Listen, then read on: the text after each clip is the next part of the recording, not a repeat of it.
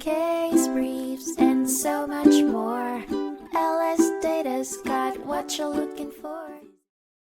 In 1997, the United States Court of Appeals for the Second Circuit found themselves turning over a case against Hoffman of Simsbury, Inc., in which a woman, Deborah Northrop, accused the company of unauthorized access to her credit report, resulting in emotional distress and hindering her mortgage chances. The initial dismissal by the district court was the nub of the appeal, marking a turning point towards a more consumer-friendly application of the law. Northrop's predicament unraveled as she attempted to refinance her home through Mortgage Master in September 1995, discovered a curious inquiry in her credit report from Hoffman, a company she had no business history with.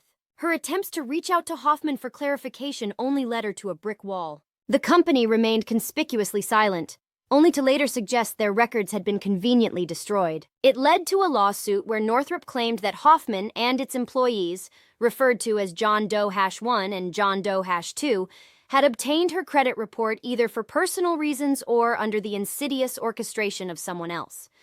This accusation steered the judicial concern towards the Fair Credit Reporting Act, FCRA, where the definition of users of information could potentially implicate the defendants. The original judgment was met with a sharp reversal from the Second Circuit Court. It affirmed that the district court had erred in dismissing the case, contending that defendants could indeed be held accountable under the FCRA. More specifically, the court asserted the company's liability under Section 1681N for willfully violating Section 1681Q, where a penalty is imposed on entities that knowingly obtain consumer data under false pretenses. The court ruled surprisingly that the initial failure to cite the correct statute did not affect the merits of the claim. Diverting from the prior dismissal by the district court, the case was consequently remanded for further proceedings by the Second Circuit. The district court's protective shield for John Doe #1 and John Doe #2 is currently subject to scrutiny. The verdict not only highlighted the flaws in the initial judgment,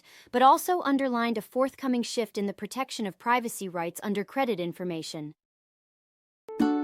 Case briefs, and so much more.